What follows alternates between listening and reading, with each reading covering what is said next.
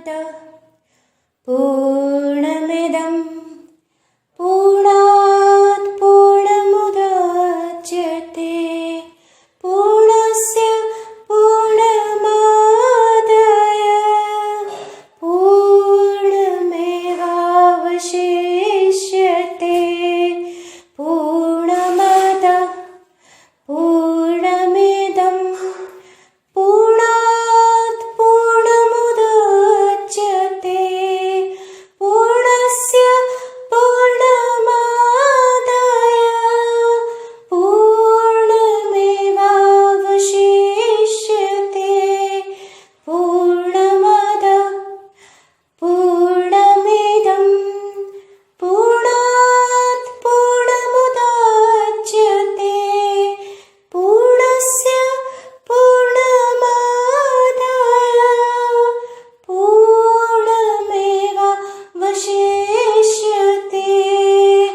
ओम हरि ओम तत्सत। आप पूर्ण हैं और पूर्ण में से अगर पूर्ण को निकाल भी दिया जाए तो पूर्ण ही बचता है। इस श्लोक का यह अर्थ है कि जीवात्मा भी परमात्मा ही है, पूर्ण है। और अगर आपको लगता है कि आपके अंदर कोई हानि हो रही है, यानी मन या मन से जुड़े रिश्तों में या शरीर की कोई हानि होती है, वृद्धि होती है, तो ये जो शरीर का बढ़ना घटना है, जीवन है, मृत्यु है, तो इस पूर्ण यानी आपके ही अंदर ये शरीर बना है और आपके ही अंदर लय हो जाएगा, तो इसकी हानि भी हानि नहीं है, क्योंकि पूर्ण में से कहीं पर भी कुछ कम नहीं हो सकता, आप में से कुछ ज्यादा नहीं हो सकता, आप में से कुछ निकाल भी लिया जाएगा तो आप ही बचेंगे, यानी पूर्ण एक आत्मा परब्रह्म ब्रह्म। और जो मन भी है, तो मन के अंदर भी जो बढ़ता या घटता रहता है, एक सृष्टि स्थिति लय किसी भाव की, किसी कल्पना की, तो ये कल्पना मात्र ही है। तो कल्पना का तो सृजन भी होता है, पालन भी होता है और लय भी हो जाता है, तो ये भी आप ही है और आप ही से जन्मा है। तो इसका भी किसी भी विचार के आने या जाने से भी आपको दुख या भय या भाव के आने जाने से नहीं होना चाहिए, क्योंकि आप पूर्ण है। पूर्णमदः पूर्णमिदं पूर्णात् पूर्णमुदच्यते। पूर्ण में से अगर पूर्ण को निकाल भी लिया जाएगा तो समुद्र में से अगर थोड़ा सा पानी निकाल कर समुद्र में ही डाल दिया जाए तो समुद्र के पानी की क्षति तो नहीं होती। पूर्ण से बाहर जाएगा कहाँ?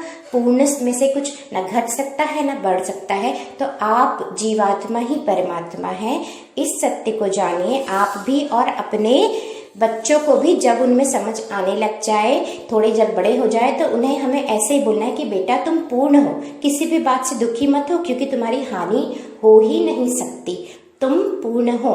और जब हम बच्चे को बोलेंगे तो उसको क्रिएटिवली बोलना है कि बेटा तुम इमोशनली इंडिपेंडेंट हो, तुम कंप्लीट हो, तुम जो चाहे वो अचीव कर सकते हो, लेकिन जो भी चीजें तुम अचीव करोगे वो तुम नहीं हो। तुम्हें इसके लिए इसे कहते हैं कॉन्शियस डिजायर्स। तुम गोल्स बनाओ, तुम ड्रीम्स देखो, तुम उनको फुलफिल भी करो, लेकिन ये सब चीजें तुम नहीं, ये तुम्हारा खेल है।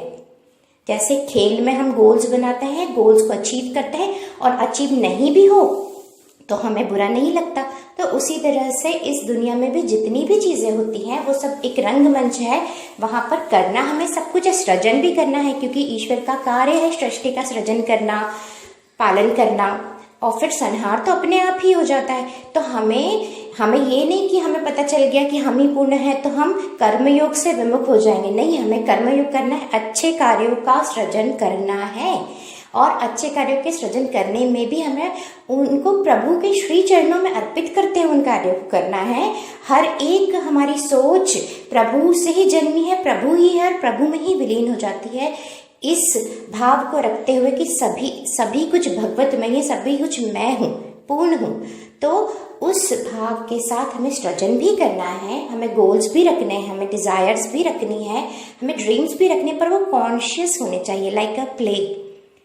और वो सारी चीजें for the beautification of the creation होनी चाहिए, along with love for all.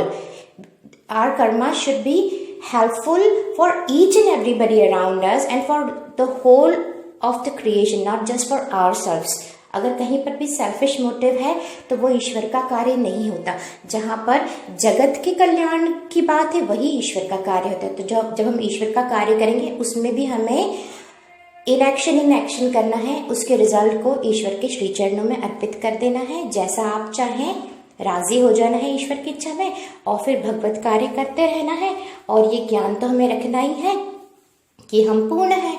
और जैसे हम अगर जॉब भी करते हैं तो वहाँ पर भी अपने से हायर सोचिए कि मैं इसको कंपनी के बेनिफिट के लिए कर रहा हूँ। I am doing it not for my benefit, I am doing it for the benefit of the company. तो कंपनी एक हायर कॉन्शियसनेस है, और कंपनी किसके लिए कर रही है? वो इंडिया के बेनिफिट के लिए। इंडिया और इंडिया की अगर ग्रोथ होगी तो वर्ल्ड की भी ग्रोथ होगी, क्योंकि इंडिया वर्ल्ड का पार्ट है। अगर वर्ल्ड की ग्रोथ होगी तो इस भगवान की सृष्टि की ग्रोथ होगी। तो हमें इस भाव से किसी भी कार्य को करना है कि मैं जो भी कार्य कर रहा हूँ ये किसी हायर कॉन्शियसनेस के लिए कर रहा हूँ, मेरे अकेले के लिए नहीं। जैसे अगर हम हार्डवर्क भी करते हैं तो हम परिवार के पालन के लिए कर रहे हैं, परिवार भी भगवान ही है, वो भी भगवान का रूप है। तो हम हमारे लिए नहीं, हम परिवार के भरण पोषण के लिए जॉब कर रहे हैं, तो ये हमारी सेवा है। परिवार भी नारायण, हम कंपनी के लिए कर रहे हैं तो कंपनी भी नारायण। या हम अगर सेवा करते हैं किसी संस्था से जुड़कर, हमारे गुरु से जुड़कर, तो हमारे गुरु तो नारायण है ही है, लेकिन वो संस्था भी नारायण है। या अगर हम छोटा सा भी कार्य करते हैं तो जिस इंसान के लिए भी कर रहे हैं वो भी नारायण है, परिवार भी हमारा नारायण है। तो सेवा भाव से किया हुआ कार्य हमेशा आपको सुख ही देगा, क्योंकि देने में ही सुख है। और हमें यह बात का ध्यान रखना है कि हम पूर्ण हैं। हम भी सीखें, हमारे बच्चों को भी ये चीज़ सिखाएं, क्योंकि ये उन्हें इमोशनली इंडिपेंडेंट बनाएगा। और जो पूर्ण है उसे किसी से लेने की आवश्यकता नहीं, उसका जन्म देने के लिए हुआ है, कुछ अच्छा क्रिएट करने के लिए हुआ है। ये चीज़ हमें बच्चों को सिखानी है कि आप यहाँ पर क्रिएट करने के लिए हैं, भगवान के कार्य करने के लिए हैं। तो वो बच्चा हमेशा प्रफुल्लित होकर ही कार्य करेगा। हरिओम तत्सत। ओम नमो नारायण। नमः